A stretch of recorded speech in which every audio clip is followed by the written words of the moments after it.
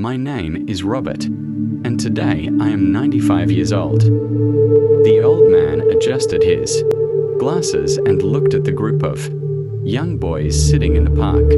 Some were busy on their phones, while others laughed loudly without paying attention. But when the old man began speaking again, silence slowly filled the air. I was not born rich, he said softly. In fact, my childhood was full of struggle. My father worked in a factory, and my mother cleaned houses to feed us. Many nights we slept hungry, but my parents never allowed me to lose hope. One boy asked, "Sir, were you always successful?" The old man smiled gently. "No, son, I failed many times." The boys became curious and moved closer. When I was 20 years old, I wanted to become an engineer. I studied day and night, but I failed my entrance exam. My friends laughed at me. Some even said, "Robert, you will never become anything in life."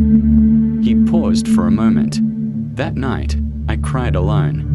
I wanted to quit, but my mother came to me and said something I never forgot. Life tests strong people before giving them success. The boys listened carefully, so I tried again. I worked in a restaurant during the day and studied at night. I was tired, exhausted, but I never stopped. "Did you pass the second time?" Another boy asked excitedly. The old man smiled. "No, I failed again." The boys looked shocked, but this time, he continued, I learned something important. Failure is not the end. It is a lesson. The wind blew softly through the park as the old man continued his story.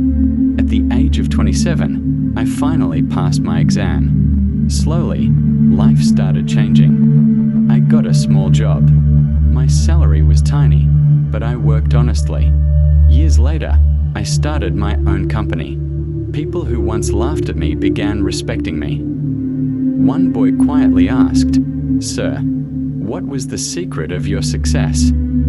The old man looked at the sky with emotional eyes. The secret was simple. I never gave up. He pointed toward a small tree nearby. "Do you see that tree? Years ago, it was just a weak little plant. Storms came, heavy rain came, but it survived because it kept standing." Then he looked at the boys and said firmly, "Your life will also bring storms. People will discourage you. You will fail. You will feel broken. But if you continue working hard with patience and faith, one day you will reach your destination." The boys were completely silent now. One of them slowly put his phone away. Another boy said, "Sir, your story changed the way I think." The old man smiled warmly. "At 95 years old, I have learned one thing."